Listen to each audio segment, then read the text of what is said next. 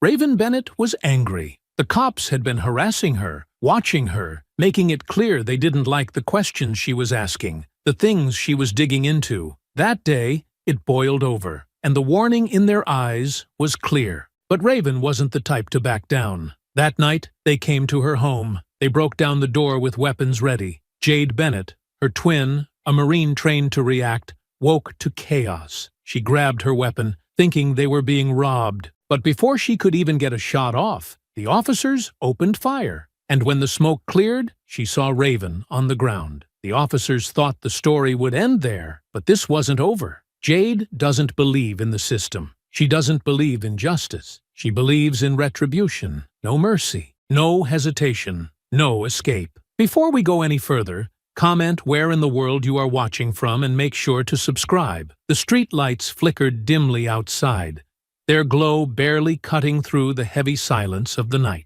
The hum of passing cars, the occasional siren in the distance, just background noise blending into the fabric of the city. Inside the small rented house, the air was thick with tension, not from anything tangible, but from the weight of unspoken truths, the kind that settled in the chest and refused to leave. Jade sat at the kitchen table, hands wrapped around a steaming mug of coffee, her sharp gaze steady, her posture relaxed but always alert. Across from her, Raven paced, her movements restless, her expression tight with frustration. She had kicked off her shoes hours ago, her socks barely making a sound against the wooden floor as she moved back and forth, too wired to sit still. "Same thing, over and over," Raven muttered, arms folding across her chest. "You know, I keep telling myself I won't let them get to me, but it's impossible. They act like I don't even belong here,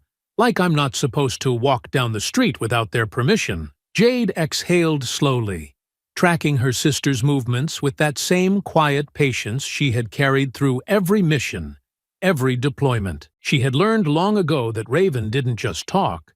She felt everything down to her bones. And if she was worked up like this, there was a reason. "What happened?"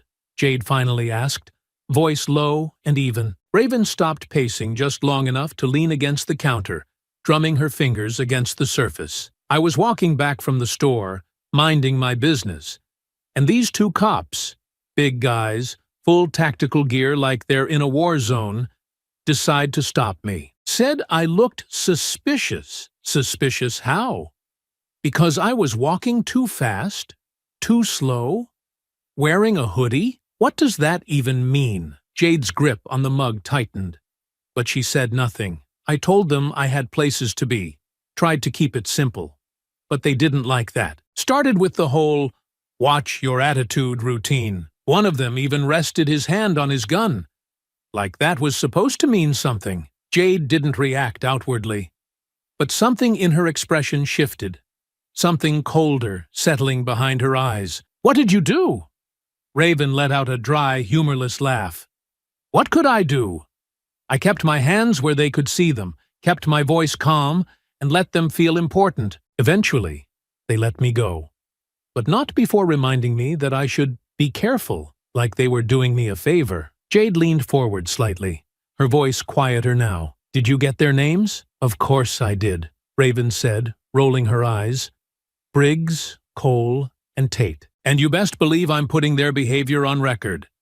I've got a whole article half finished on police overreach, and now I've got first-hand proof." Jade inhaled deeply, considering her words carefully. She had spent years in places where power wasn't just exercised. It was wielded, unchecked, unchallenged.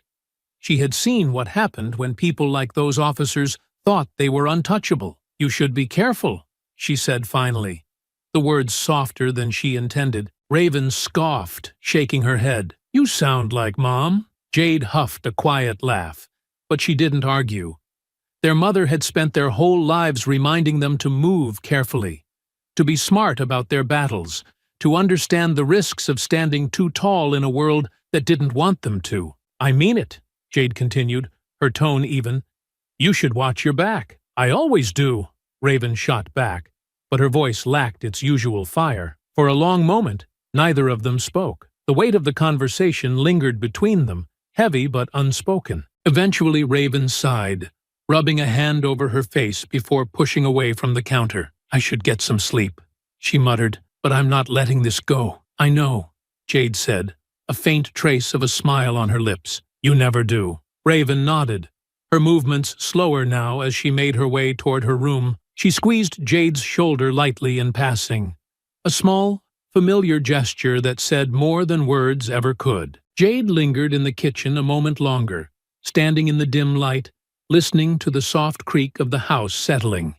Something about the night felt different, heavier, though she couldn't explain why. Shaking it off, she switched off the light and headed to her room, exhaustion finally settling over her. The last thing she heard before drifting off was the soft murmur of Raven's voice through the thin walls, still talking to herself, still defiant even in the quiet. And then, deep in the dead of night, came the sound of splintering wood, the deafening crash of boots storming through the door, and the sharp, fractured screams that shattered everything. The house trembled under the force of the breach, the door slamming open with an explosive crack that sent splinters flying across the floor. Shadows poured into the space, heavy boots pounding against the wood, voices overlapping in a chaotic frenzy of shouted orders and clipped demands. Jade's body reacted before her mind caught up, the sudden shock jolting her upright, breath sharp, adrenaline flooding her veins. Still caught in the haze of sleep, her hand shot toward the nightstand, fingers curling around the grip of her pistol. The weight of it was familiar, grounding, a cold certainty in the midst of confusion. Noise. Too much noise. The world hadn't settled into focus yet. She pushed off the bed, heart slamming against her ribs, moving toward the hallway as the shouts grew louder. The floor was cool beneath her bare feet, her vision adjusting to the dim glow of streetlights filtering through the window. Her mind hadn't placed the pieces together yet. Who? Why? How? But she knew one thing for certain. Someone had just forced their way into their home, and they weren't stopping. Jade stepped into the hallway, gun at the ready, breath tight, muscles tense, instincts screaming to assess, to take control of the situation. Then the light hit her, blinding, overwhelming. A wall of white seared through her vision, forcing her to recoil, momentarily disoriented. "Drop the weapon! Hands in the air!" The voice was deafening, authoritative, slamming into her like a physical blow. She couldn't see past the glare. Only the vague outlines of movement, shadows shifting, weapons raised. Her mind was still catching up. Who were they? Why were they here? And then, wait!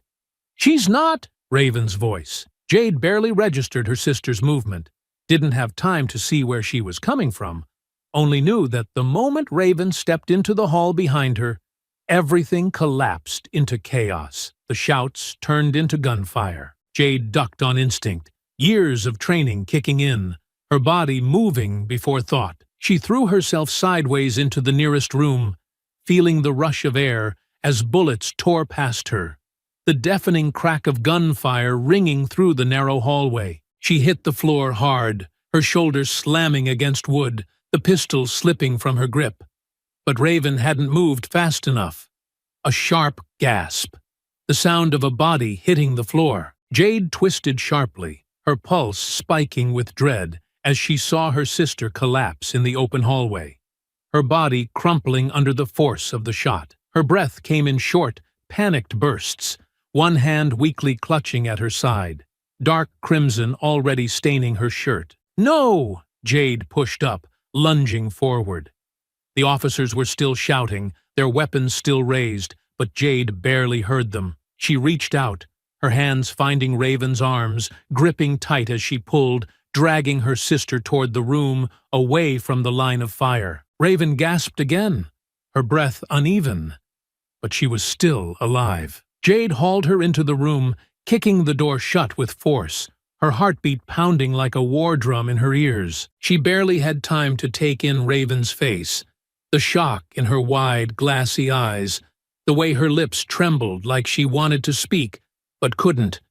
before her body went limp against Jade's arms. No, no, no, no. Jade pressed down on the wound, ignoring the slick warmth of blood pooling beneath her palms, her training kicking in, forcing her focus into something controlled, something precise. "Stay with me," she ordered, voice sharp, controlled, but barely holding together at the edges. "You hear me, Raven? Keep your eyes open." Raven's eyelids fluttered, her breath shallow, lips parting slightly as she tried to form words. Jade leaned in, pressing down harder on the wound, trying to keep her sister grounded, trying to keep her here. "Jade," Raven whispered, her voice barely there, her fingers weakly clutching at Jade's wrist.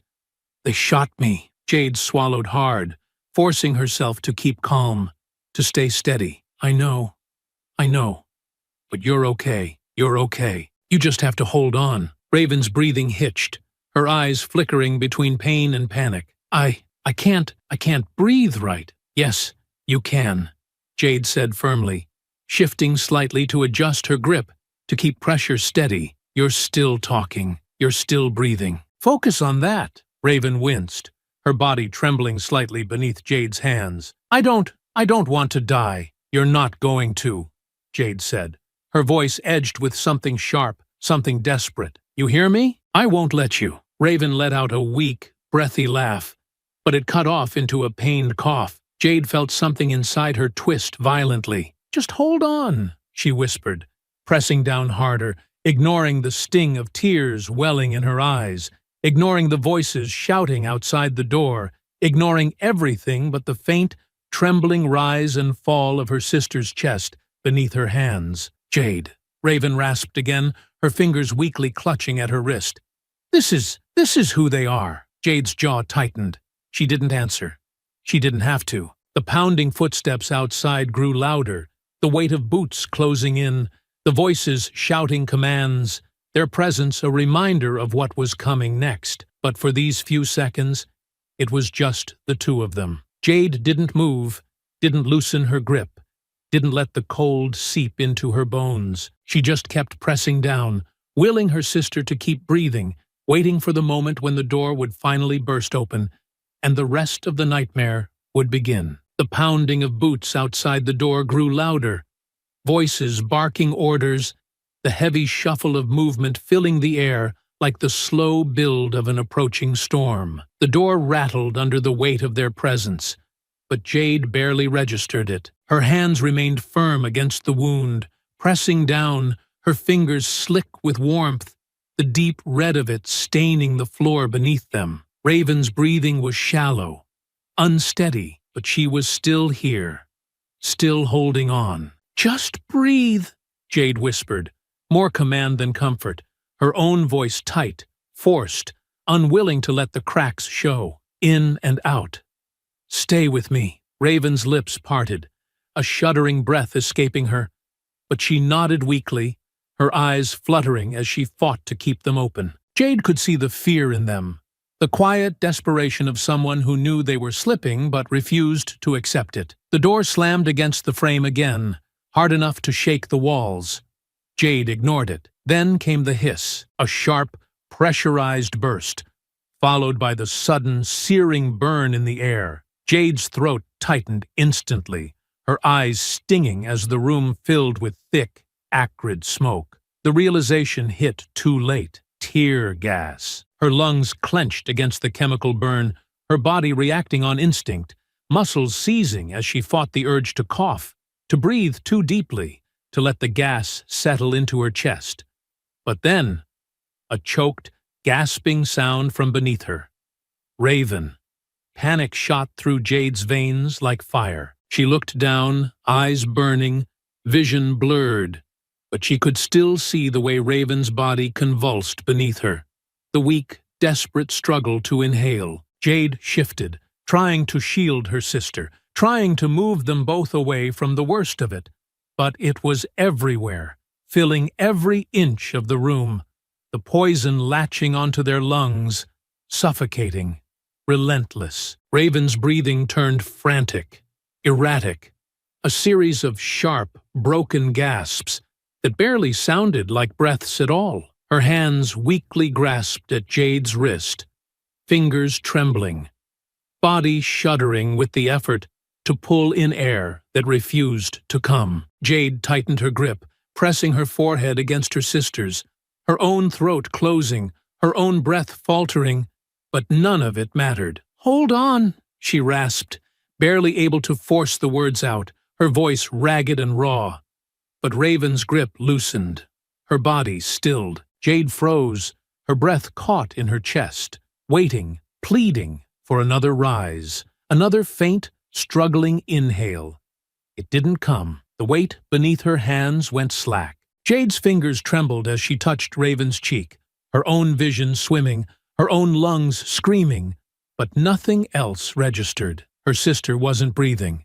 She wasn't moving. Jade's hands hovered over the wound, pressing again, harder, as if she could force life back into her, as if the sheer will of it would be enough to keep her here. "Come back," she whispered, voice hoarse, fractured, nothing. "Come on, Raven.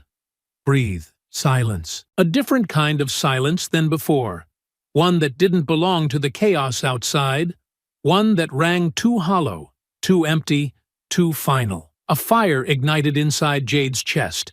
Something raw, something consuming, something so blindingly violent she barely recognized it. It burned hotter than the tear gas in her lungs, hotter than the sting in her eyes, hotter than any rage she had ever known. They did this.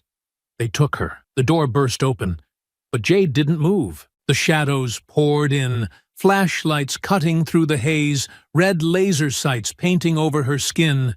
But she didn't flinch, didn't react to the orders being shouted at her. "On the ground!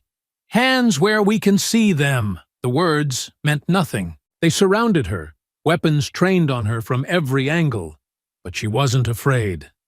Not anymore. She could hear them moving in, feel the air shift as they closed the space between them, but her gaze remained locked on Raven, on the way the light flickered across her still, unmoving face, on the lifeless weight of the body she had sworn to protect. "Now! Down on the ground!" Jade exhaled, slow and steady. Her fingers curled into fists. Then they rushed her. The impact was instant, a crushing force slamming her down, bodies piling on top of hers, knees pressing against her back, hands wrenching her arms behind her. She didn't fight. Not yet. She let them force her down, let them slam her face against the floor, let the weight of them crush against her spine as the metal of the cuffs bit into her wrists. But the rage didn't leave. It settled deep, an unshakable thing, something that wouldn't burn out, something that wouldn't end here. As they yanked her up, as they shoved her forward, dragging her from the room, she let her head tilt slightly. One last look at Raven's motionless form, a promise. The next time she walked free, she wouldn't be fighting to survive.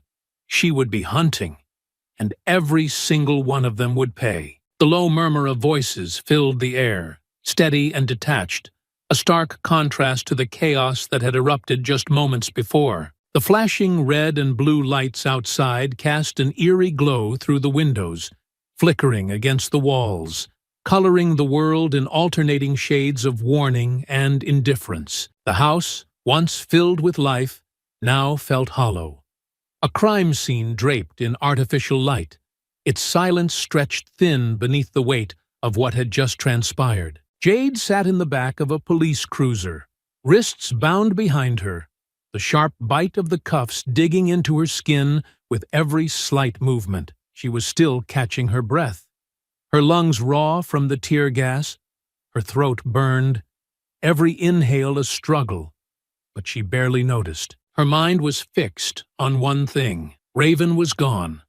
She had watched it happen, had felt the last shuddering breath against her fingers, had seen the moment her sister's body slackened, the light leaving her eyes, the warmth fading from her skin. And now, the ones responsible moved freely, their voices steady, their steps unhurried, as if none of it mattered, as if it were just another night, another routine operation, another incident they would write off and move past, like it meant nothing at all. She forced herself to listen. Outside the car, just beyond the open door, 3 officers stood talking, their conversation casual, the weight of what they had done barely touching them. "Briggs wants the reports done before morning," one of them muttered, his voice rough, irritated, like this was more of an inconvenience than a tragedy. "Said it needs to be airtight." "Briggs." Jade's gaze locked onto the man speaking, her breath slowing as she memorized his face, his stance, the way he carried himself. "Should have been airtight before it even started." Another officer responded, shaking his head. "We were just supposed to rough her up a little, scare her. Not—" He stopped short, his voice lowering slightly, as if suddenly aware that speaking too freely could be a mistake. Jade's fingers curled into fists behind her back. Not kill her. They hadn't meant to, but they had. And now they were more concerned with cleaning up their mess than with what they had taken from her. A third officer, taller than the others, his posture stiff, arms crossed, let out a slow breath. "It got out of hand," he said, his voice calmer, but no less complicit. "But it is what it is. She was in the way. And the other one," he flicked his gaze toward the cruiser where Jade sat, locked in place, watching him with an unwavering stare. "She's lucky she didn't pull that trigger." She had never known fury like this. She had felt rage before, in war, in battle, in the moments between orders and action. But this was different. This wasn't the sharp, immediate anger that came and went with the heat of combat. This was something deeper, something colder, something she could feel settling into her bones, wrapping around her like iron, forging itself into something unshakable. Her voice, when she finally spoke, was hoarse but steady. "Why?" The word cut through the space between them, quiet but heavy, weighted with everything she couldn't say, everything that had been stolen from her in a single moment of violence and indifference. The officers turned, their expressions unreadable, their postures shifting slightly, as if acknowledging her for the first time. Jade lifted her chin, eyes locked onto them, refusing to look away, refusing to break beneath the suffocating pressure of their presence. "Why did you do this?" she asked, her voice stronger now, her breath measured, controlled. "Why did you come into our home? Why did you kill her?" A long pause. The first officer, the one who had spoken about making the reports airtight, scoffed under his breath, shaking his head slightly before muttering, "Wrong place, wrong time." Jade's stomach twisted. The second officer, Cole, she caught his name when one of the others addressed him, gave her a glance that barely concealed his irritation, like this was beneath him, like her pain was a nuisance he didn't want to deal with. "Don't make this harder than it needs to be," he said, dismissive, the tone of someone who had justified this to himself long before stepping through her door. "It was a mistake. We had reason to be there. Things happened. That's all you need to know." "Things happened," Jade repeated, her voice dangerously even, the words rolling over her tongue like something foreign, something unreal. The taller officer, the one who had acknowledged that Raven had been in the way, shifted slightly, watching her now with a look she couldn't quite place. His name was Tate. She memorized that, too. She wondered if he could feel it, the way her rage curled around the air between them, the way it turned something as simple as silence into something suffocating. "She didn't have to die," she said. And it wasn't a question, wasn't an accusation, just a simple truth laid bare in the space between them. None of them answered. Jade's jaw tightened, her pulse steady now, the initial wave of grief and shock hardening into something she could use, something she could hold on to. She would remember their names. Briggs, Cole, Tate. She would remember their faces, the way they stood there now, impassive, indifferent, cleaning up their mess like it was just another day's work. She would remember everything, and when the time came, they would know exactly why. The holding cell was cold, not just in temperature, but in the way the air sat heavy and stagnant, pressing down like the walls themselves were closing in. The gray cinder block walls bore the marks of countless others who had sat in this same space, trapped beneath the weight of a system that had already decided their fate before they had even spoken. The dim overhead light flickered slightly, casting shadows along the hard floor. The thin metal bench beneath Jade offering little comfort as she sat motionless, wrists still aching from the too tight grip of the handcuffs that had only just been removed. Her breath was slow, measured, her body still except for the faint twitch of her fingers against her knee, the only sign that the rage inside her was still alive, still burning, still consuming. She had barely spoken since they threw her in here, the officers giving her nothing beyond routine procedure, no acknowledgement, no explanations. They didn't need to. She already knew what this was. They were waiting for her to break, for her to beg, for her to lash out so they could justify what they had done. She gave them none of it. She sat in silence, eyes forward, jaw tight, letting the weight of everything settle, letting it press into her bones, letting it carve itself into something unmovable. And then, through the thick fog of exhaustion, through the ache in her muscles, through the unbearable, suffocating emptiness in her chest, the memory surfaced. Raven, earlier that day. She had been pacing in their kitchen, voice sharp with frustration, arms crossed tightly over her chest, her mind running too fast, too full, too restless. Jade had listened, had let her talk, had let her vent about the encounter, about the way they had stopped her for nothing, about the way they had looked at her like she didn't belong, about the way they had put their hands on their weapons, as if she had done something wrong simply by existing in the wrong place, at the wrong time. Briggs,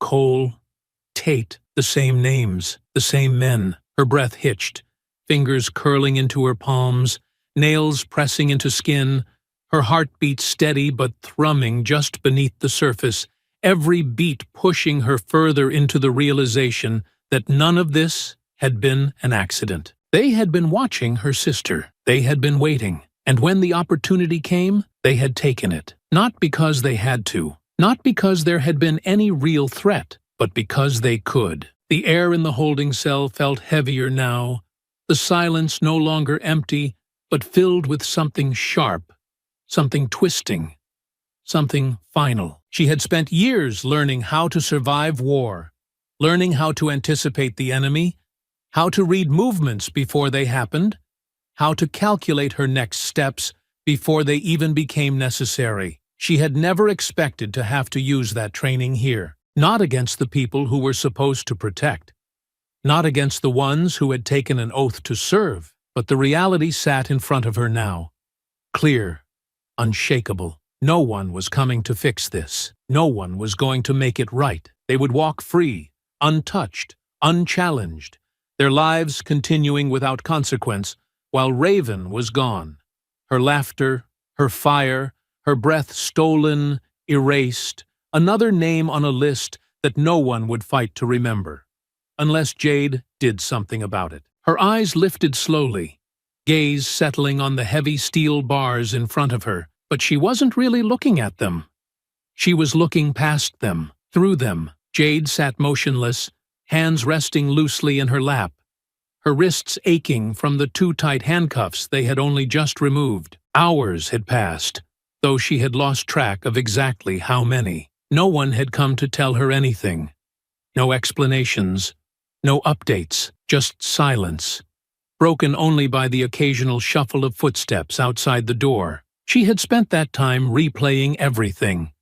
The moment the door had crashed open, the light blinding her, the deafening roar of gunfire, the sickening gasp that had left Raven's lips, the way her body had folded beneath the weight of the bullet, the desperate rise and fall of her chest as she had fought for breath, the way her fingers had clutched at Jade's arm, weak and trembling, before going still, and then the tear gas, the last thing that had stolen any chance of saving her. Jade inhaled slowly, controlling the rise and fall of her own breath, pressing it down, locking it away for later. The door creaked open. She didn't move, didn't lift her gaze right away, listening first, taking in the sound of measured footsteps against concrete. Then a voice. "Miss Bennet." She looked up. The man who had entered was tall, lean, dressed in a dark, well-tailored suit that had seen better days. His face was lined with the exhaustion of someone who had spent years fighting battles in courtrooms, his dark eyes sharp and unreadable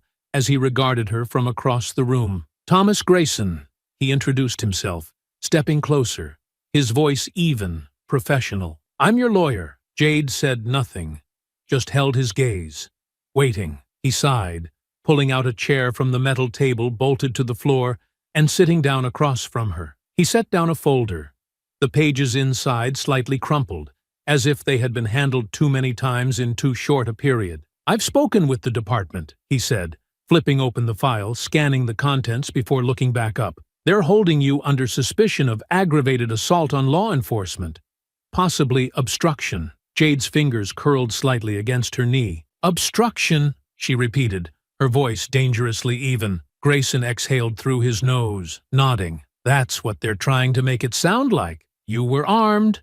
They entered under a no-knock warrant.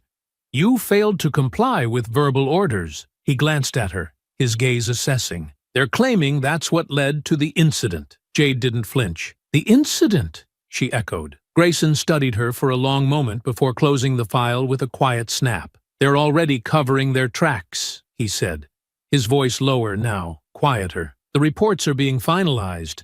Statements are being aligned. They'll say the operation was justified, that they had no choice." Jade's breath was steady, slow, her pulse no longer spiking at words she had already prepared herself to hear. "They shot my sister," she said, voice calm, controlled. "I never fired my weapon. I never even had a chance." "I know," Grayson said, his expression unreadable. "But proving that in a way that forces accountability? That's an entirely different battle." Jade tilted her head slightly, eyes narrowing. "So, what you're saying is that there won't be justice?" Grayson let out a slow breath, rubbing a hand over his jaw before leaning forward slightly, his forearms resting on the table. "Miss Bennet," he said, his tone shifting, careful but firm. "You served overseas. I'm sure you've seen how these things play out." Jade remained still. "They'll stall," he continued. "They'll bury evidence, discredit witnesses. They'll take your service record, your combat training, your firearm, and they'll twist the narrative. They'll say the officers were responding to an imminent threat, that they had no way of knowing who you were, that you were armed and trained to kill, that your presence alone justified their actions." He exhaled. "It won't matter that you didn't fire a shot. The argument will be that you could have." Jade's jaw tightened slightly, the only visible reaction she allowed herself. "Are you telling me not to fight this?" she asked, voice measured. "I'm telling you that the fight you're thinking of won't go the way you want it to," Grayson said bluntly. "You could go after them legally, sue the city, sue the department, but they'll bury you in motions and delays, drag it out for years, and in the end, maybe a settlement, maybe an internal review, maybe a few officers on administrative leave before being quietly reinstated elsewhere." He shook his head. "No real accountability. No real justice." Jade sat back slightly, her gaze steady. "And you?" Grayson raised an eyebrow. "Me? Do you believe I should fight?" A pause. Then Grayson sighed, leaning back. "I believe you deserve justice," he said carefully. "I just don't believe the system is built to give it to you." Jade let the words settle, let them root themselves in the place inside her that had already known the truth before he had spoken it. She had spent years learning how to fight battles that could be won.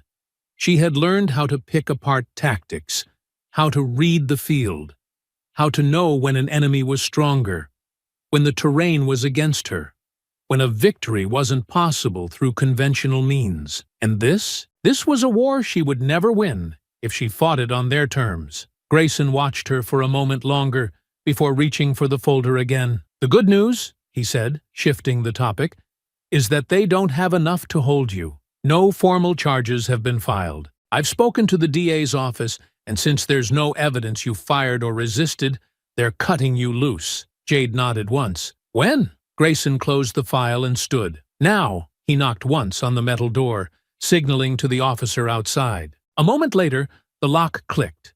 the door swinging open. A uniformed officer stepped in, her expression neutral, but there was something unreadable in her eyes as she stepped back, motioning for Jade to follow. Jade stood, stretching her wrists slightly as she did, rolling her shoulders, shaking off the stiffness of hours spent waiting. Grayson gave her one last look, something almost unreadable in his gaze, but he didn't say anything more. Jade didn't either, because she already knew what needed to be done.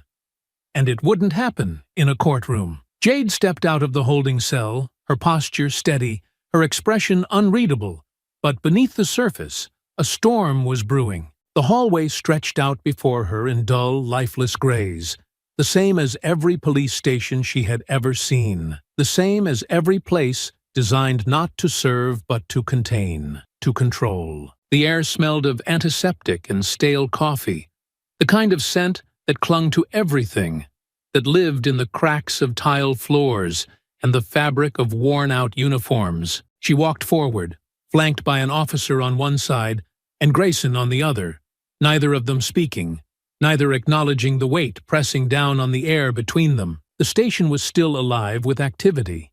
Officers moving in and out of rooms, shuffling paperwork, answering calls. But for Jade, the world had narrowed, her vision focused, every detail filtering in through the sharp edge of her fury. Then she saw them. Briggs, Cole, Tate, standing near the front desk, laughing. Briggs leaned against the counter, gesturing casually, his voice carrying easily over the low hum of conversation. Cole smirked at something he said, shaking his head, the casual ease of a man who had never once feared consequences. Tate took a sip from his coffee, his posture loose, comfortable, unconcerned. They weren't worried. They weren't grieving. They weren't haunted by the image of a woman bleeding out on the floor, gasping for air while the poison they had thrown into the room stole what little life she had left. Raven was gone, and they had moved on without a second thought. Jade's hands curled into fists, the sharp edge of her nails pressing into her palms, grounding her, keeping her from acting on the raw, immediate impulse that surged through her like a tidal wave. She wanted to lunge, to rip the smugness from their faces, to press them against the same cold floor where Raven had died and make them understand, make them feel it, make them choke on the reality of what they had done, but not yet, not here, not like this. Revenge wasn't a blunt instrument. It wasn't an explosion of rage that burned bright and fast, leaving nothing but ashes behind. It was slow. It was calculated. It was patient. She forced herself to breathe, to slow the pounding of her heart, to push past the suffocating heat rising in her chest. She kept walking, past Briggs, past Cole, past Tate, past the men who had stolen everything from her and felt nothing. And as she did, they didn't even notice her. She was nothing to them, an afterthought, an inconvenience dealt with and discarded. That was their mistake. The doors slid open, and she stepped out into the night, the cool air wrapping around her, the distant sounds of the city filling the space where her rage had made everything else silent. She exhaled slowly, closing her eyes for just a second, letting the moment settle. Then she opened them. She had work to do. They had laughed their last laugh, and she would make sure they never saw it coming. The city stretched out before her, restless and unknowing, the glow of streetlights reflecting off damp pavement, the distant hum of traffic a steady pulse beneath the surface of the night. Jade moved through it like a shadow, unseen, unnoticed, her mind already working through the steps that would bring her closer to what she needed. Answers, leverage, justice, retribution. She had spent years learning how to track an enemy, how to break them down, how to pick them apart piece by piece before delivering the final blow. But war had rules, lines drawn in the sand, a clear distinction between those who wore a uniform and those who did not. This was different. There were no battlefields here, no official orders, no chain of command, just her and them, and she would not strike blind. She needed information, not just about their routines, their vulnerabilities, but about why. Why they had chosen Raven. Why they had singled her out. Why they had decided she was a lesson that needed to be taught. And for that, she needed the weakest link, Cole. He was the youngest of the three, the least experienced, the one who had hesitated when speaking outside the station, the one who had shifted uncomfortably when Briggs had brushed off Raven's death like it was nothing. It wasn't guilt. None of them felt that. But hesitation was enough. Hesitation meant cracks. And cracks could be broken wide open. She had started that same night, moving with the kind of patience most people didn't possess, watching from a distance, noting his habits, the places he went when he thought no one was looking, the people he spoke to, the ones he ignored. He lived alone in a small apartment complex on the east side of the city, a building that had seen better days, its exterior worn by time and neglect. No family, no close connections, just the occasional bar visit, where he drank just enough to loosen his guard, but never enough to lose control. He took the same route home every night, never varying his routine, never once considering that someone might be watching, might be waiting. That was his second mistake. His first had been thinking he would walk away from what he had done. Jade followed him for days, slipping into his world without ever making her presence known, studying his movements, his patterns, the way he carried himself when he thought he was safe. He was arrogant, but not careful. The kind of man who had always had the system behind him, who had never been taught to fear the consequences of his actions. But that would change. She needed to know what he knew, needed to hear it from his own mouth, needed to pull it from him piece by piece until the full truth lay bare in front of her. Because once she had that truth, she wouldn't just make them pay. She would make them understand exactly why they were dying. The night was thick with humidity, the weight of it settling over the city like a damp, suffocating veil. Streetlights flickered against wet pavement, the distant hum of traffic a steady undercurrent beneath the quiet pulse of the late hour. It was the kind of night that swallowed sound, that blurred the edges of movement, that made people keep their heads down, too caught up in their own lives to notice the small shifts in the world around them. Perfect. Jade had been watching for days, her patience unshaken, her focus unbreakable, waiting for the right moment. And tonight, that moment had come. Friday night. Routine. Cole spent his evenings the same way, never once considering that his predictable nature might be a weakness, that his habits might one day be used against him. He drank at a bar 3 blocks from his apartment. Always the same one. Always for just over an hour. Always just enough alcohol to take the edge off, but never enough to dull his awareness entirely. He thought it made him sharp. He thought it made him smart. But Jade knew the truth. Men like him had never been taught to fear the consequences of their actions. But she was going to change that. She waited in the shadows across the street, her breath slow, controlled, her muscles loose but ready. She had chosen her position carefully, a space just outside the glow of the streetlights, a blind spot in the cameras, far enough from the bar's entrance to avoid unwanted attention, but close enough to move quickly when the time came. Cole emerged just after 11, his posture relaxed, his expression unreadable as he adjusted his jacket, nodding absently to the bartender on his way out. He didn't look over his shoulder, didn't check his surroundings. He had no reason to. He wasn't the one who had something to fear. Not yet. Jade fell into step behind him, her movements seamless, her footfalls silent against the pavement, keeping just enough distance to remain unnoticed. She had already mapped out his route, already memorized the turns, the alleys, the blind spots, where the streetlights flickered just a little too dimly. He was walking straight into her hands. It wasn't until he was halfway home that he noticed something was off. She saw the moment it clicked, his shoulders tensing slightly, his pace shifting just a fraction, the way his head tilted ever so slightly, as if listening for something beyond the usual hum of the city. He glanced back. just a quick, casual look. But she had already moved, slipping into the deeper shadows of a narrow side street, out of sight before his gaze could land on her. He exhaled, shaking his head slightly, dismissing the unease. Mistake. She closed the distance. It happened fast, faster than he had time to process. One moment he was walking, the next he was being yanked backward into the alley, his balance thrown off, his body slamming against the damp brick wall with a force that knocked the air from his lungs. His reaction was instinctive, muscles tensing, arms coming up to shove her off.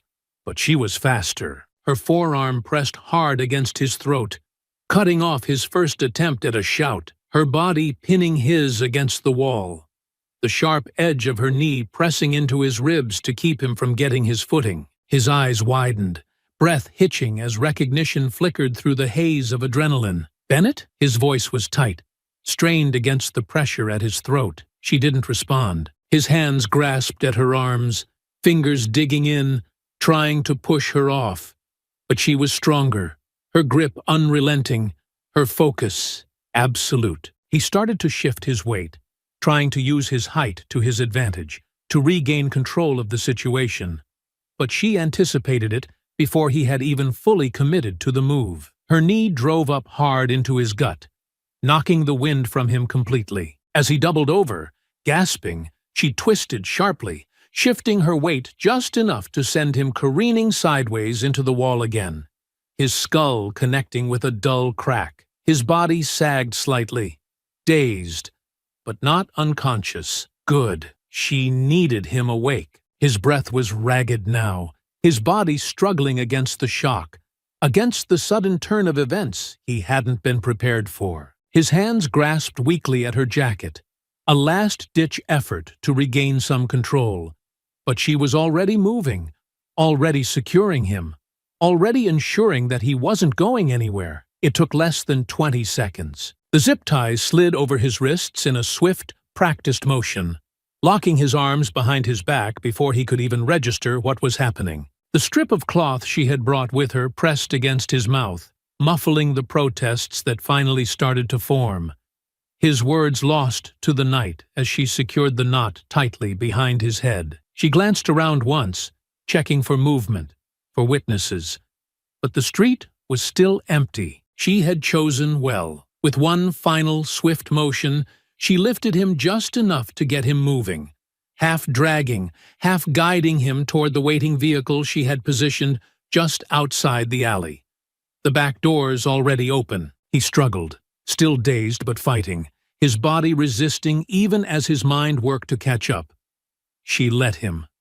Let him feel like he had a chance. Let him waste his energy, because soon there would be no fight left in him at all. She shoved him into the back of the van, his body hitting the floor with a heavy thud, his muffled protests now full, panicked, but useless. The doors slammed shut, sealing them inside the darkness. She climbed into the driver's seat, starting the engine, her pulse steady, her breath even. She pulled away from the curb, the city slipping past her, the glow of streetlights casting long shadows against the glass. There was an old warehouse on the outskirts of the city, long abandoned, forgotten by the world.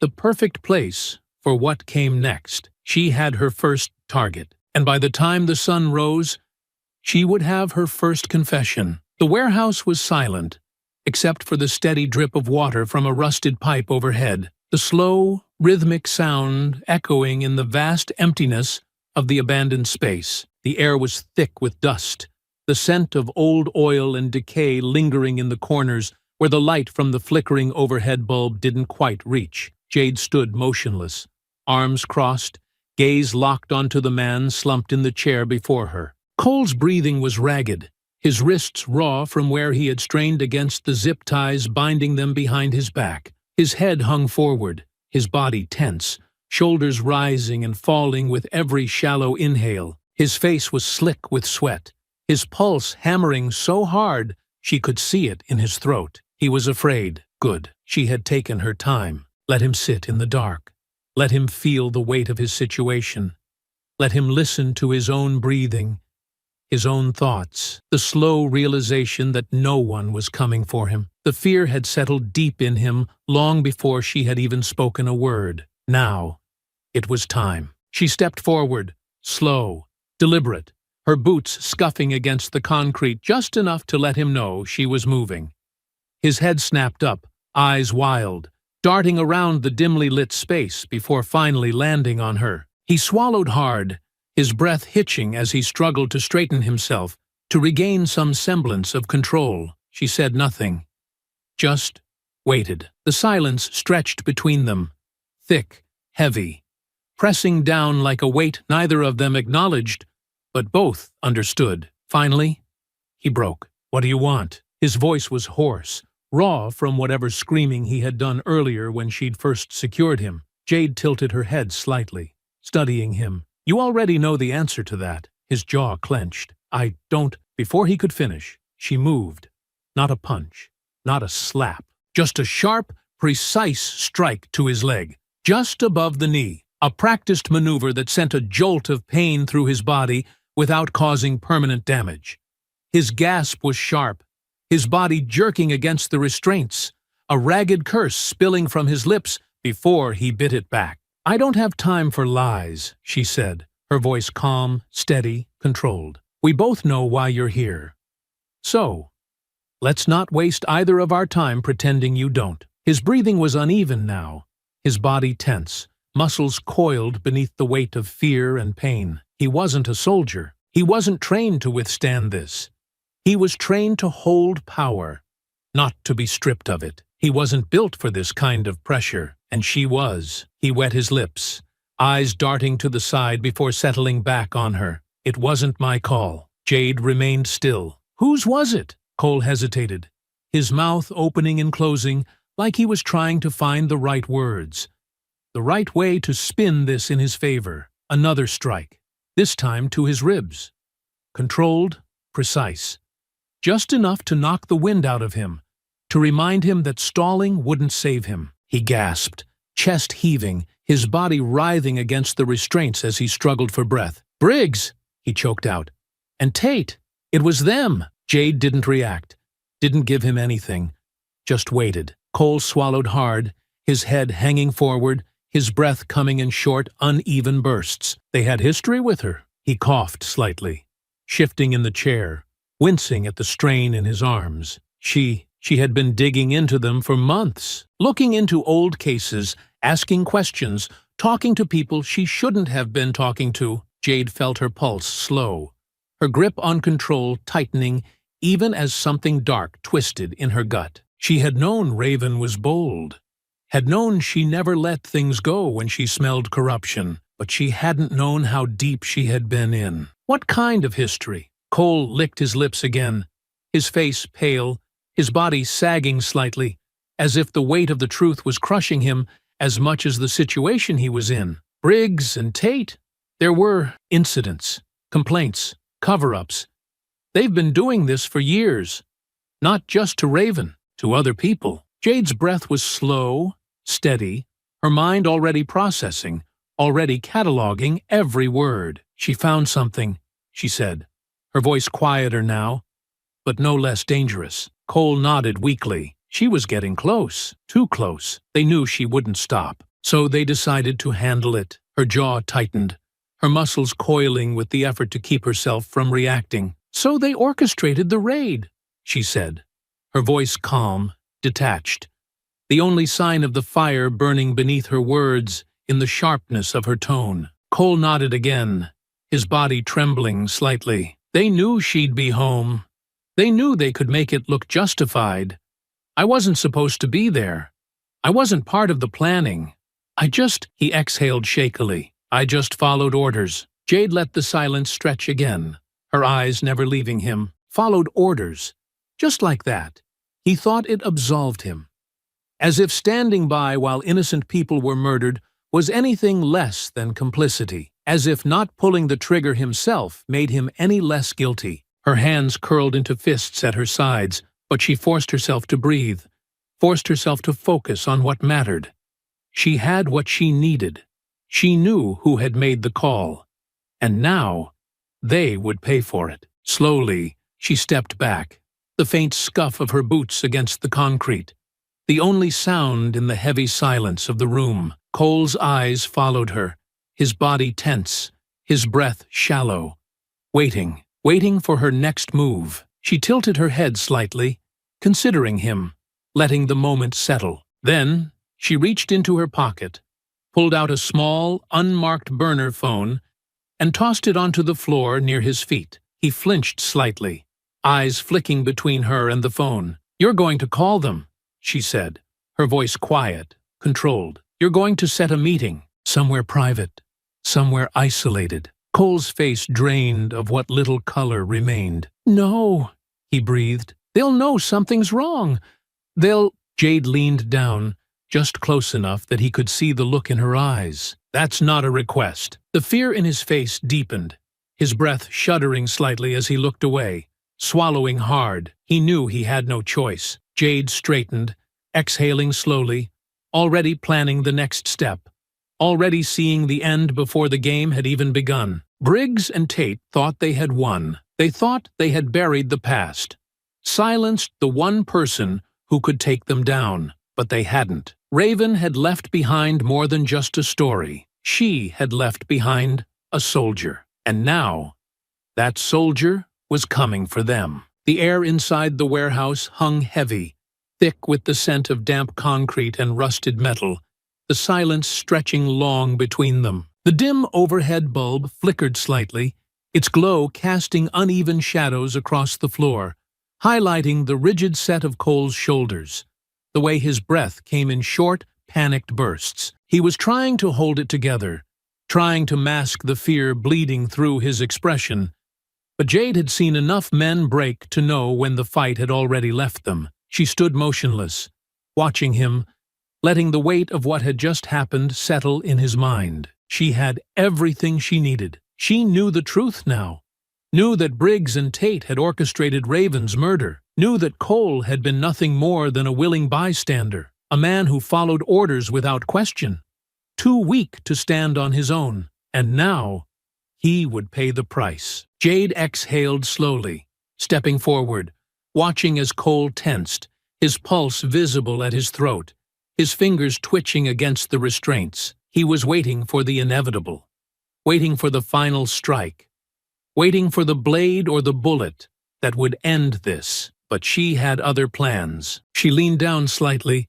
just enough to meet his wide, frantic eyes, her voice calm, steady, unwavering. "I'm not going to kill you." Cole's breath hitched, his gaze flickering with something that almost looked like hope, like he had misjudged her, like maybe, somehow, he would get out of this alive. She let him have that hope for a second, just long enough for it to settle, before she stepped back, crossing her arms loosely over her chest. "Someone will find you here," she said, voice measured. Eventually, Cole swallowed hard, his shoulders shaking slightly. What does that mean?" Jade didn't answer.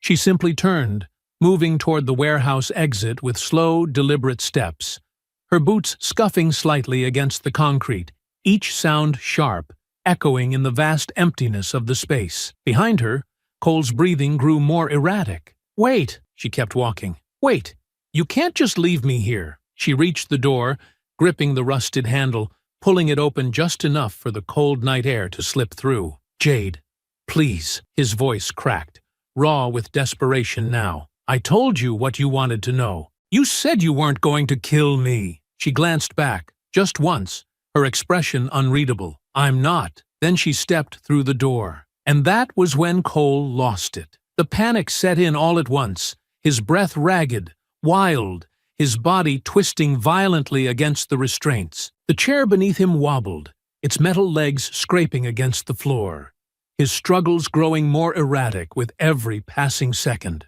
He thrashed harder, the back legs of the chair lifting slightly, tipping precariously as his muffled screams filled the warehouse, his voice fractured, disbelieving, full of terror he had never felt before. "Jade, don't do this! Don't—" The chair tipped too far. The crash echoed loud and final, his body hitting the concrete hard, the back of his skull connecting with the floor in a sickening, hollow crack. His body jerked once, his breath catching in his throat. Then, nothing. Jade stood outside the warehouse, listening. The silence stretched, heavy and unbroken. She let out a slow breath, closing her eyes for just a second, letting the moment settle, letting the reality of it sink in. She had given him a chance, and he had been the one to waste it. When she opened her eyes again, she was already moving, her steps steady, her body loose, controlled.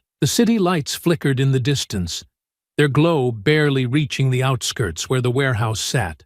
Forgotten, abandoned, just like the man who had died inside it. One down, two to go, and they wouldn't see her coming. The night air was crisp, colder than it had been earlier, the weight of it settling over the empty streets in a way that made everything feel quieter, heavier. Jade moved through the city with the kind of ease that came from years of knowing how to disappear into the background. Her body loose, her pace controlled, every step measured, every movement purposeful. She hadn't stayed long at the warehouse. She had lingered just long enough to be sure, long enough to hear the way the silence stretched, thick and unmoving, long enough to know that Cole wouldn't be leaving that place. And now, as she walked, as the lights from passing cars flickered against her skin, as the distant hum of the city pulsed around her, she let herself wonder, had she done the right thing? She hadn't killed him. Not directly. Not with her own hands.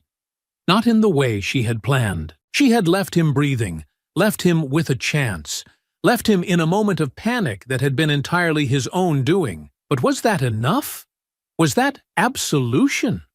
Or had she simply found a way to let herself pretend she wasn't the executioner? Did it even matter? The question burned at the edges of her thoughts, but she pushed it down, burying it beneath the weight of everything else that still had to be done. Because the truth was simple. She had given him an opportunity, however slim, however cruel it might have seemed, and he had squandered it. He had panicked.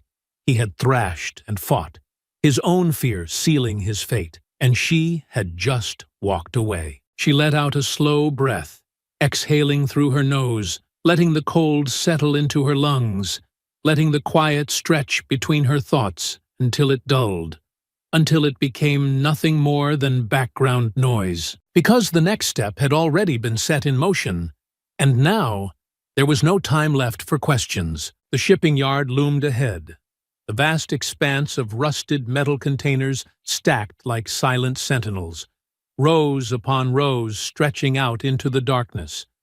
A perfect maze of cover, of places to disappear. The ground beneath her boots was uneven, gravel crunching softly as she moved, slipping between the shadows, her breath slow, her pulse steady. She had arrived before him. Good. She positioned herself carefully, choosing a vantage point just beyond the glow of the scattered floodlights.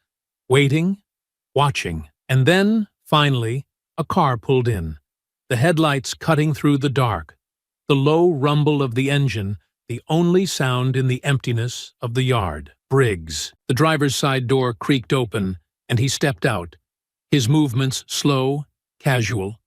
A man who had spent his entire life feeling untouchable. He exhaled, stretching his shoulders slightly, scanning the space around him with a careful but unconcerned glance. He wasn't expecting trouble. He thought he was meeting Cole. Jade stayed where she was, letting the silence stretch, letting him feel the empty space around him, letting him lean into the false comfort of the routine, the predictability of it. Then she moved, deliberate, unrushed, her steps light, her posture loose, the way she carried herself just familiar enough to make him believe, just for a moment, that Cole had actually shown up. Briggs let out an irritated sigh, shaking his head slightly as he turned, the dim glow of the overhead lights catching the sharp edges of his face. "About time," he muttered. "If this is about that black activist moron we killed, you could have just said so over the phone." Jade didn't stop walking. Briggs chuckled,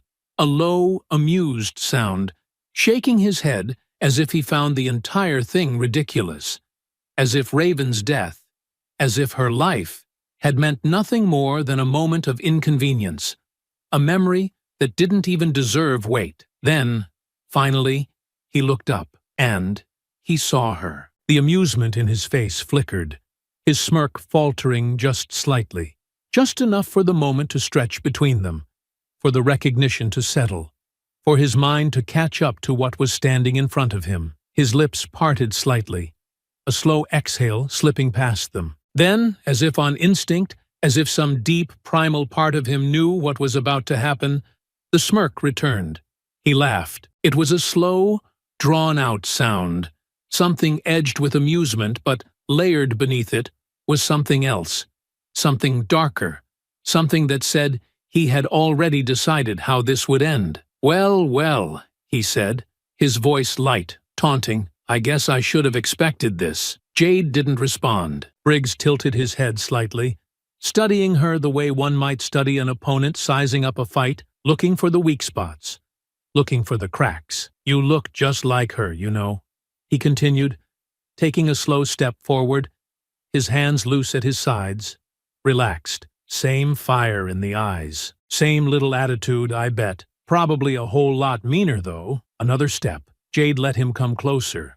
Let him feel like he had control. Let him feel like he was the one dictating how this was going to play out. Raven had that problem too, he mused, shaking his head, as if it were all just a shame, as if she had been nothing more than a lesson that had needed to be taught. Never knew when to quit, always asking the wrong questions, always pushing, always thinking she was the smartest person in the room. You'd think people would learn, but Jade moved.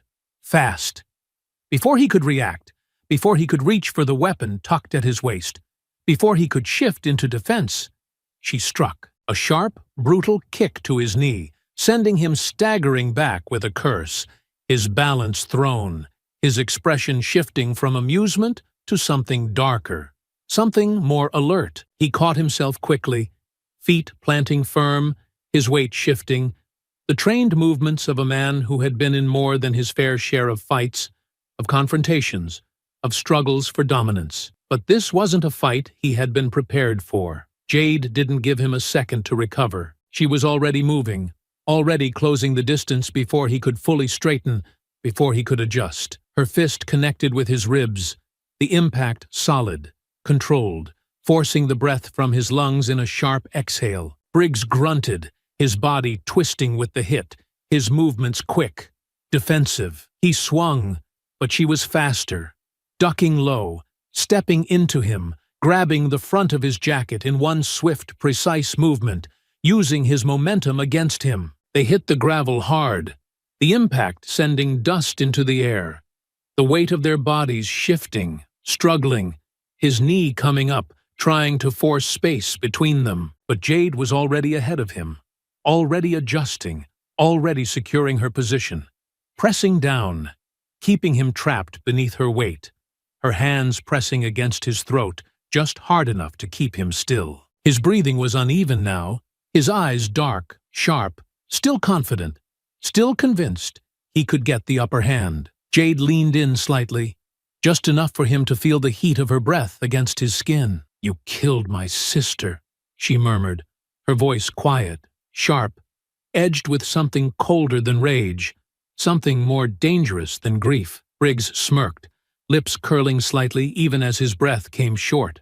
uneven. "Yeah," he rasped, amusement still flickering behind his expression. "And I'd do it again." Jade inhaled slowly, her fingers tightening just slightly, the pressure against his throat increasing, the moment stretching long and deliberate. Briggs twisted hard, shifting his weight, his body surging beneath her grip in a practiced, forceful movement. Before Jade could lock in the chokehold fully, he bucked against her, driving his elbow into her side just enough to force her back. The sudden shift in momentum sent them both rolling, the coarse gravel scraping against her palms as she adjusted, flipping herself up into a low, ready stance. Briggs coughed, rubbing his throat where her grip had nearly cut off his air.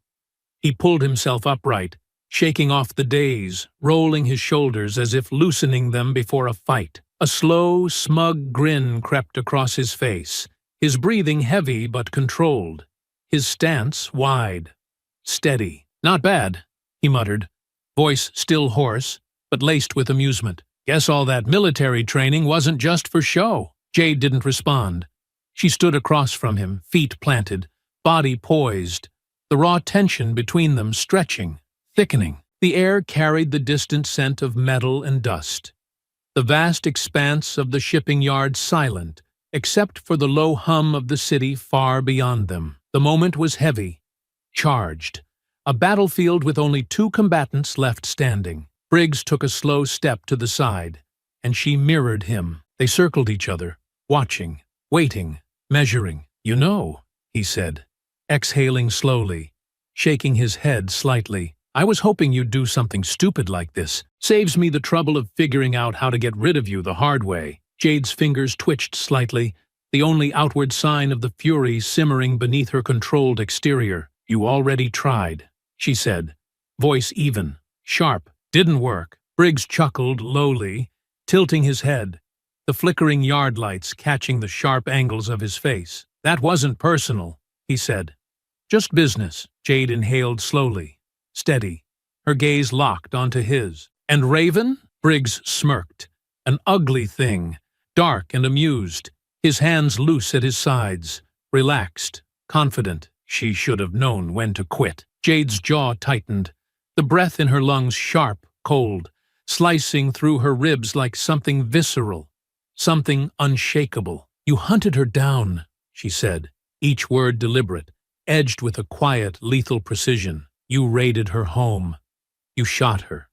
You left her to die on the floor, choking on her own blood. Briggs didn't flinch, didn't hesitate, didn't deny it. He just let out a slow, amused breath, his smirk deepening. She was a problem, he said simply. She was asking too many questions, digging into things that didn't concern her. People like me? He gestured to himself, exhaling as if it were all just another conversation, just another day. We don't let problems fester. Jade's breath slowed, controlled, pressing down the tremor of rage curling in her stomach. She was trying to expose you, Briggs snorted. Yeah, and what good did that do her? His head tilted slightly, his smirk widening. The world doesn't care about people like her. She thought if she just made enough noise, someone would listen, someone would do something. But no one did they? He chuckled, shaking his head. No lawsuits, no protests, no consequences. The city moved on. Jade's pulse beat slow and deliberate, her breathing measured, every part of her forcing control over the wildfire beneath her skin. Briggs saw it. He saw the restraint, the unshaken, lethal focus in her stance, and it only seemed to amuse him more. You think this ends with me? He asked, his voice low, taunting. You think this is some big victory? That you're gonna do what? Kill me and suddenly the world gets better? Jade's eyes narrowed slightly.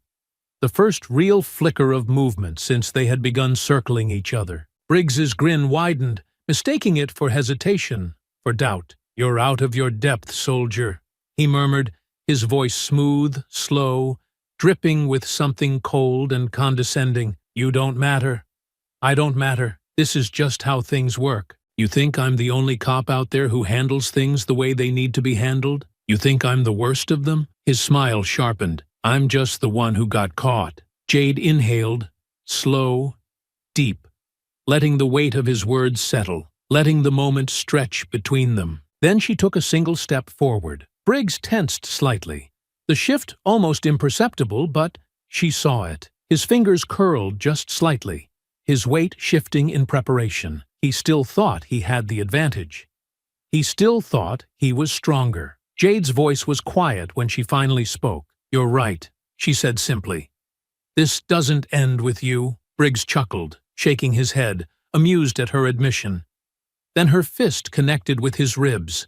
Sharp, precise.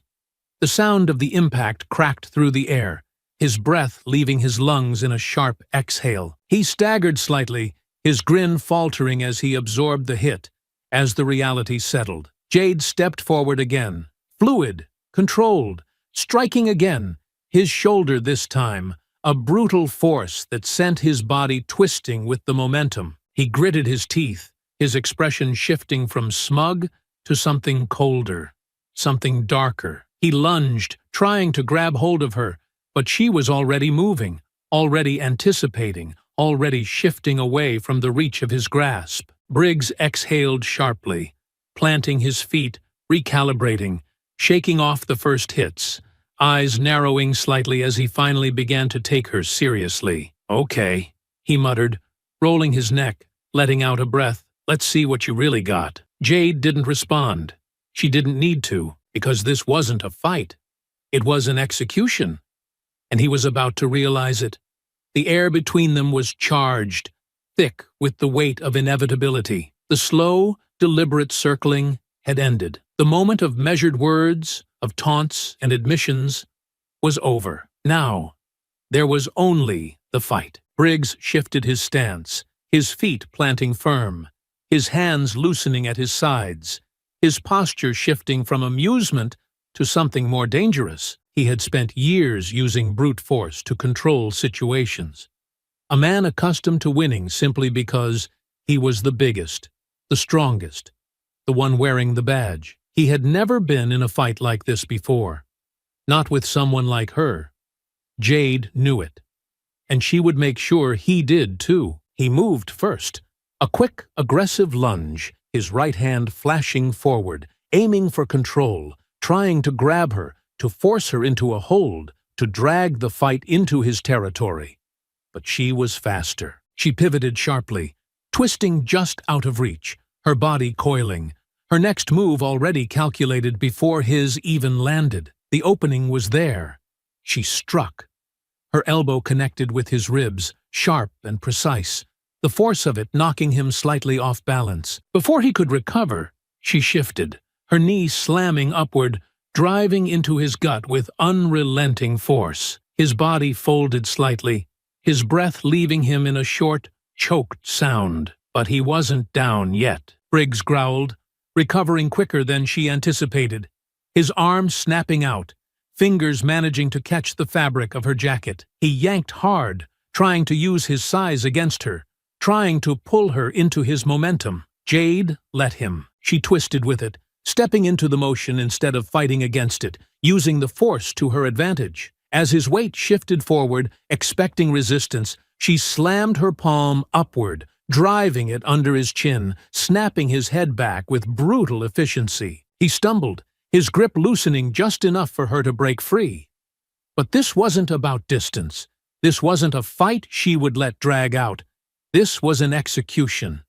And she had already chosen how it would end. Briggs staggered back, shaking his head slightly, his breathing heavier now, his expression shifting, realization settling behind his eyes. Jade didn't let him think for long. She surged forward, closing the gap again before he could fully reset. Her fist connected with his jaw, the sharp crack of the impact cutting through the empty yard. His body twisted with the blow, but he managed to stay on his feet, his balance still under him. He turned back to face her, spitting blood onto the gravel, his tongue running over his teeth, as if checking what was still intact. Then, slowly, he laughed. It was a low, breathless sound, something dark and amused, something layered with arrogance that hadn't quite faded yet. "You're good," he admitted, wiping his mouth with the back of his hand, flexing his fingers slightly, as if he could still change the outcome. "But I've had worse." Jade exhaled slowly, her pulse steady, her body loose, unshaken. "No," she murmured, "you haven't." Briggs grinned, shifting his weight, preparing to charge again, but she was already moving. She let him come forward, let him think for one last second that he was still in control, that he could still turn this around. But the second he stepped in,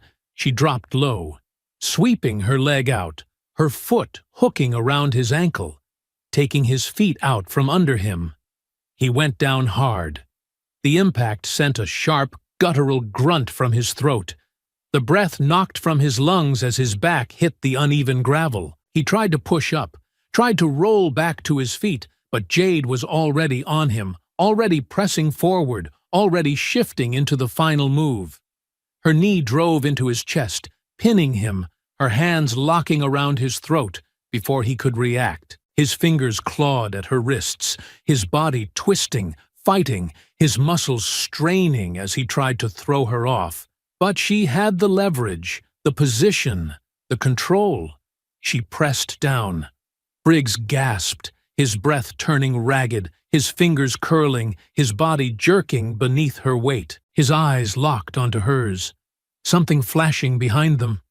Anger, disbelief, something more primal. The moment a predator realizes they are no longer the one in control. "You killed my sister," she whispered, voice calm, unwavering. His struggles weakened. "You laughed about it." His fingers twitched. "You thought you'd walk away." His body jerked once, his breath stuttering, his vision darkening, the fight leaving his limbs in slow, fading tremors. Jade's grip didn't loosen. She watched the life drain from his eyes, watched as the last flicker of arrogance, of cruelty, of certainty that he was untouchable, slipped away. Then, finally, he stopped moving. She exhaled slowly, holding her position for a moment longer, letting the weight of it settle, letting the reality of what she had done press down on her bones. Then she pushed off him, standing, stepping back, letting the silence stretch. 2 down, 1 to go. The night pressed in around her, thick with the weight of everything she had done, everything she had yet to do. The city moved as it always had, indifferent and unknowing, the distant hum of cars blending with the occasional wail of a siren, the neon lights casting fleeting glows against damp pavement. It was a city that swallowed the past, that let the worst of men slip between the cracks, that erased the names of the dead as if they had never mattered at all. But Raven's name would not be erased. Jade moved through the streets with careful precision, blending into the fabric of the city, her thoughts as sharp as her focus. 2 down, 1 left. Tate, the final piece. And yet, something inside her felt different now. She had told herself from the beginning that this was justice, that these men had made their choice, had sealed their fates long before she had even set her sights on them, that their deaths were not just necessary, but deserved. And yet, as she walked, as the echoes of the fight with Briggs still burned beneath her skin, a part of her hesitated, caught in the hollow space between what she had done and what it meant. Briggs had deserved to die. So had Cole, hadn't they? Her hands curled into fists at her sides, her breath steady, controlled, but her pulse thrummed with something she couldn't quite name. Briggs had laughed about killing Raven, had admitted it without a trace of remorse. Cole had justified his own cowardice with the excuse that it wasn't his choice. Neither of them had been innocent. Neither of them had shown regret. Neither of them would have ever faced justice in a courtroom. Not with the system as it was. Not with the way men like them were protected. So why was there a voice in the back of her mind whispering that this wasn't who she was? She exhaled slowly, pushing the thought down, locking it away. She couldn't afford doubt. Not now. Tate was still out there. And unlike the others, he wasn't waiting to be caught.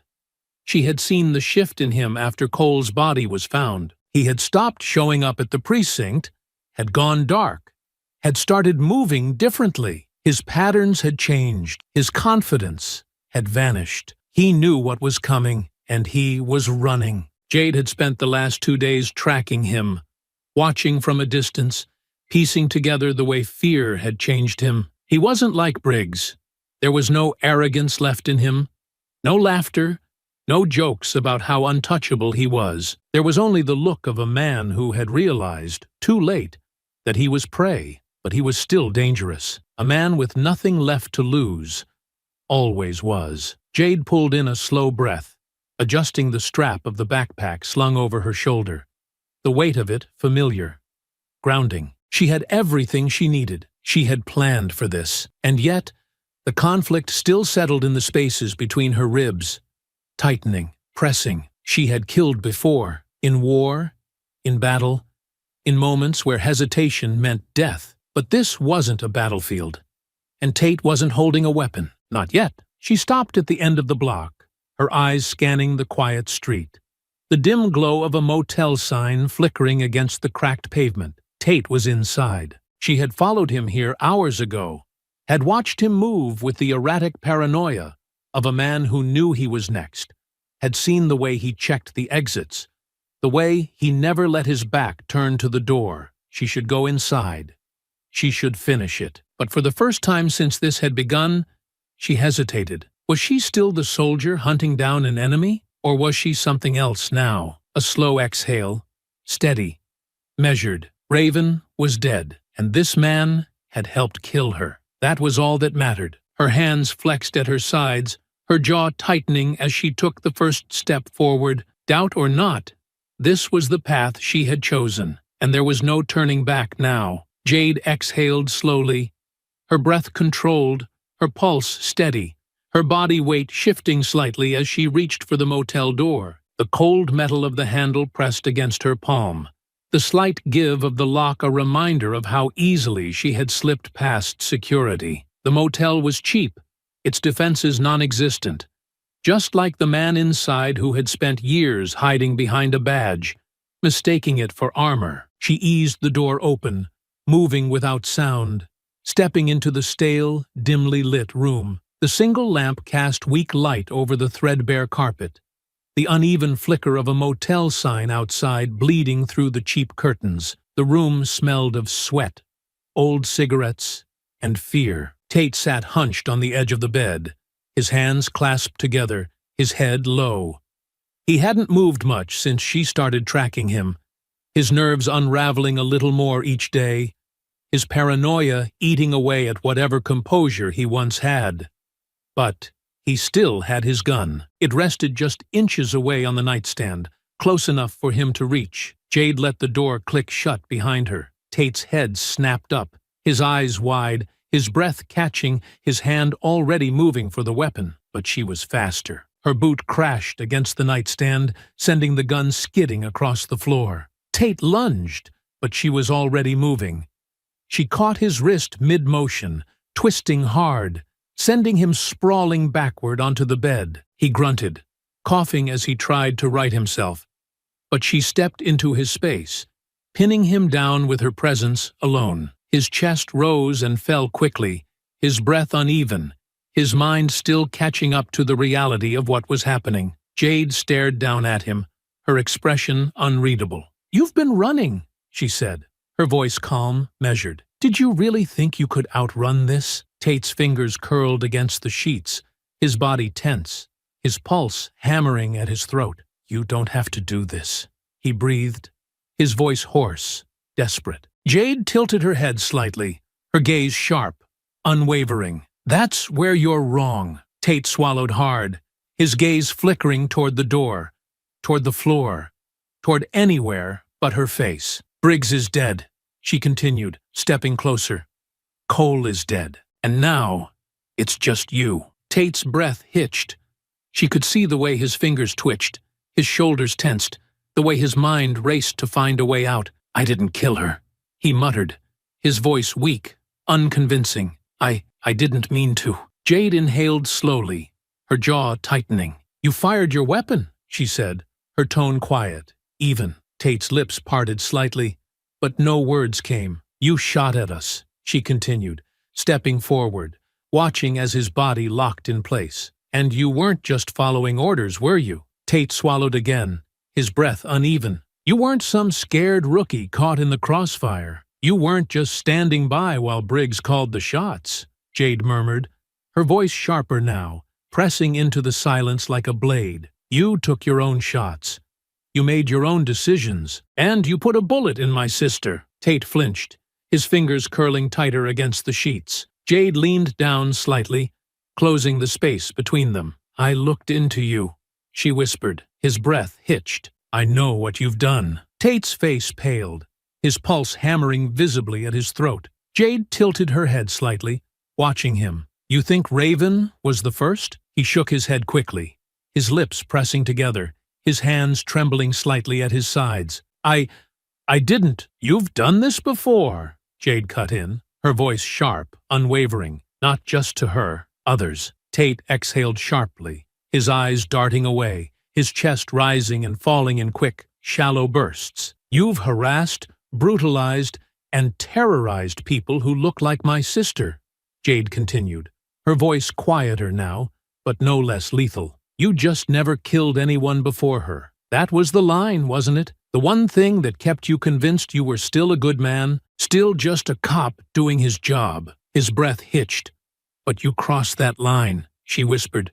"You took that shot, and you can't take it back." Tate swallowed hard, his body locked in place, his breath uneven. Jade straightened slowly, inhaling deeply, steadying herself. "Briggs gave the order, but you pulled the trigger, and you knew exactly what you were doing." Silence. Jade watched as the last of his denial crumbled, as the weight of his own guilt finally settled into his bones. His shoulders sagged slightly, his lips parting as if to speak, but nothing came. Jade exhaled slowly, stepping back. "You think if you beg, if you make excuses, I'll let you walk out of here?" She shook her head slightly, her gaze unreadable. "But I'm not Briggs, and I don't let monsters run free." Tate's breath stuttered, his entire body trembling now, his fingers twitching slightly as if trying to grasp onto something that wasn't there. Jade took one last slow step forward, her presence pressing down on him,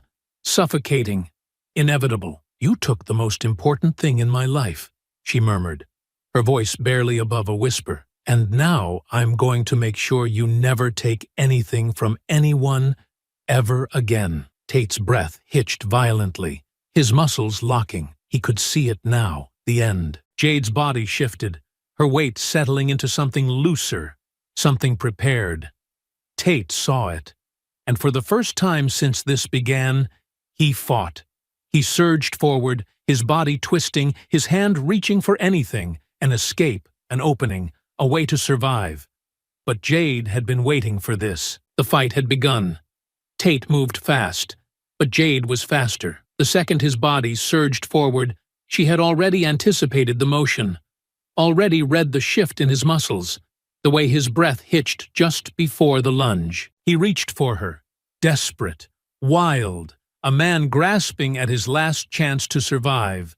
But she sidestepped effortlessly, her foot sweeping out in a sharp arc, catching his ankle and sending him crashing onto the stained motel carpet. He hit the floor hard, his breath leaving him in a sharp grunt, but he scrambled to his feet quickly, his pulse hammering, his chest rising and falling in ragged, erratic bursts, his hands curled into fists, his posture shifting, his entire body coiling like a trapped animal that had finally realized there was no escape. "You think you're going to get away with this?" he snarled, his voice hoarse, unsteady, the words spitting from his lips as he tried to force some control back into the situation. "You think no one's going to come after you?" Jade remained still, her body loose, her breathing even. "You've killed 2 cops, Tate continued, trying to straighten, trying to regain his footing, trying to believe he still had a way out of this. "They're going to find out.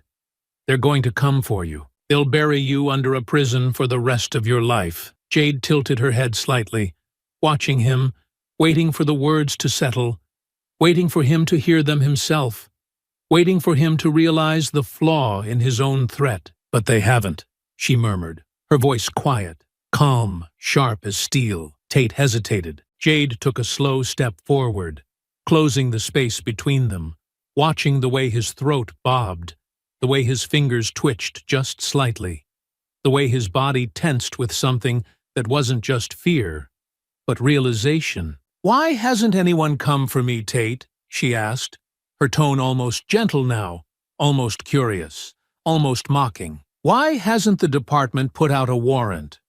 Why haven't they kicked down my door?" Tate's breath caught, his mouth opening slightly, but no words came. Jade exhaled slowly, the corners of her lips barely tilting in something that wasn't quite a smirk, wasn't quite amusement, just understanding. "You didn't tell them," she said simply. Tate swallowed hard, his face pale, his body frozen in place. "You didn't report me," she continued, her voice quieter now, pressing into the silence, filling every inch of space between them. "Because if you did, They'd start looking at why I was coming after you. They'd start asking questions. They'd start digging. Tate exhaled shakily, his pulse thrumming violently at his throat. They'd find out about Raven, Jade murmured, taking another slow step closer. They'd find out about the others. Tate flinched. And then, she whispered, they wouldn't just be coming for me. The silence that followed was suffocating. Jade could see the moment it all fully sank in, the way the weight of it crashed over him, the way the fight left his muscles in slow, crumbling waves. His hands unclenched, his shoulders sagging slightly, his breath still sharp, but not out of anger, not out of defiance, just inevitability. She had won, and he knew it. Jade inhaled slowly, tilting her head, studying him, waiting for the plea, for the regret, for the last, final, desperate attempt to bargain for his life. But it never came. Tate let out a slow, uneven breath, his lips parting slightly as if he wanted to say something, but then he closed them again, his eyes darting away, his body locking up. He wasn't going to beg. He wasn't going to ask for mercy, because he knew he didn't deserve it. Jade nodded slightly, more to herself than to him. Good, she murmured. Then she moved, quick, precise, painless. Tate's body jerked once, his breath catching in his throat, his eyes going wide for a single, fleeting moment before the light in them faded. And then silence. Jade exhaled slowly, standing over him, her pulse steady, her breath even. It was done. 3 men, 3 gone, and Raven's name would never be forgotten. She turned toward the door, her movements smooth, her body loose, her mind already shifting to what came next. There was nothing left for her here. She had done what she came to do. Now it was time to disappear. The city stretched out before her, restless and unknowing, its streets still moving, its people still breathing, oblivious to what had been done in the dark, to the war that had been fought and won in the spaces between streetlights, the neon glow reflected in the rain-slicked pavement, the hum of engines and distant voices blending into the night like a pulse, steady, unbothered, untouched. Jade stood just beyond it all, her breath slow, measured, her body loose despite the weight pressing into her chest, the slow, steady thrum of what came next, settling into her bones. The motel was behind her now, its doors shut, its rooms still, the world inside of it already fading into the past. Tate was gone, Briggs was gone, Cole was gone. 3 men who had walked through life certain they were untouchable, certain their actions would never catch up to them, certain that no one would ever hold them accountable. They had been wrong. But now, as she stood at the edge of the city, at the threshold of what came after, she found herself wondering if it had been enough.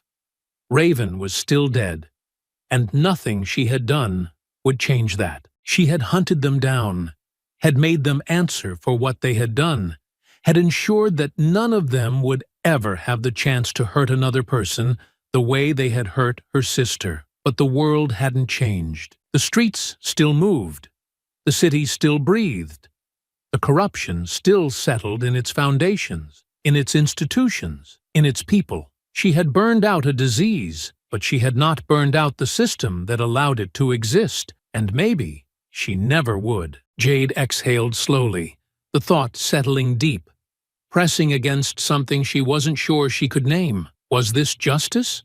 Or was it just vengeance? She had spent her entire life following orders, fighting wars that weren't her own, taking lives because she had been trained to do so, because she had been told it was necessary, that the enemy had to be neutralized, that the mission had to be completed. But this time, there had been no orders, there had been no command, no mission, just her rage, her grief, her choice. And now, as she stood on the other side of it, she wasn't sure what that meant. She closed her eyes for just a moment, inhaling deeply, letting the cold air fill her lungs, letting the night settle into her skin. The weight of what she had done would never leave her. She had known that before she started, had accepted it before she had taken her first step down this path. And yet, as she opened her eyes again, as she looked out over the city that had stolen everything from her, that had let men like Briggs and Tate and Cole exist unchecked for years,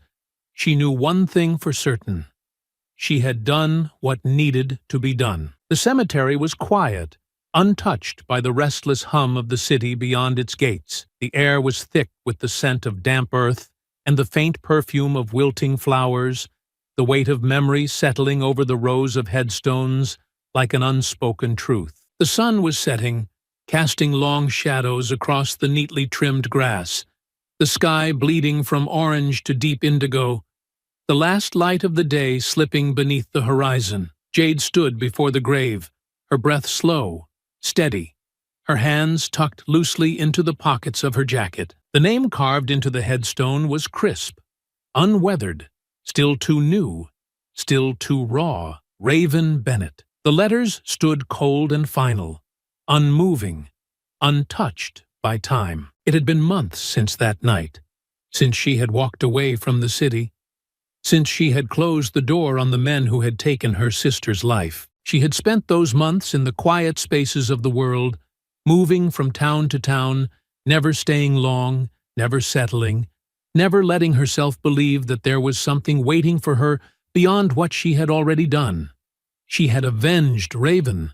She had made them pay. But what did that make her? She exhaled slowly, kneeling down, pressing her palm flat against the cold marble, the familiar weight of grief settling into her chest. "They're gone," she murmured, her voice low, quiet, meant only for the one person who could no longer hear it. "They won't hurt anyone else." The words should have felt like closure, should have settled something inside her, but they didn't, not really, because justice had never been part of this. The system had never righted itself, had never held the guilty accountable. That had been her hands, her choice, and that was what lingered. She let her fingers trace the engraved letters, the cool stone beneath her skin grounding her, reminding her of the girl who had once believed in fairness, in fighting battles with words, with evidence, with the truth. Raven had always been that person. She had believed in the world,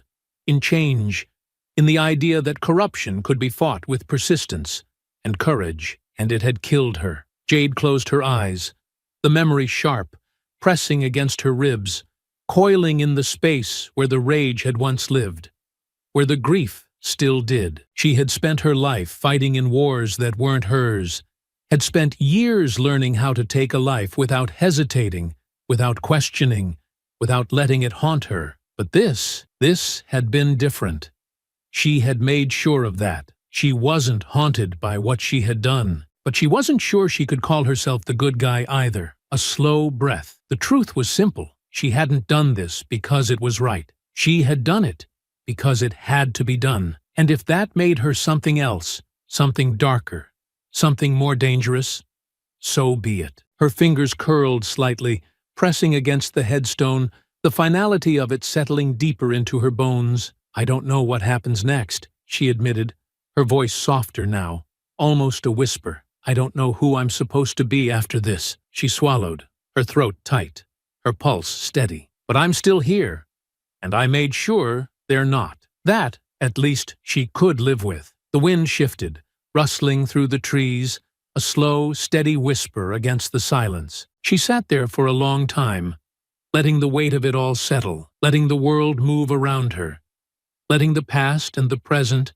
and everything in between bleed together in the spaces where grief and vengeance had carved something permanent inside her. Then, finally, she stood. Her fingers traced the stone one last time, a quiet farewell, a silent promise. Then she turned, stepping back into the world, into the unknown, into whatever came next. She didn't know if she was the good guy, but she knew Raven had been, and that was enough. I hope you enjoyed that story. Please share it with your friends and subscribe so that you do not miss out on the next one. In the meantime, I have handpicked 2 stories for you that I think you will enjoy. Have a great day.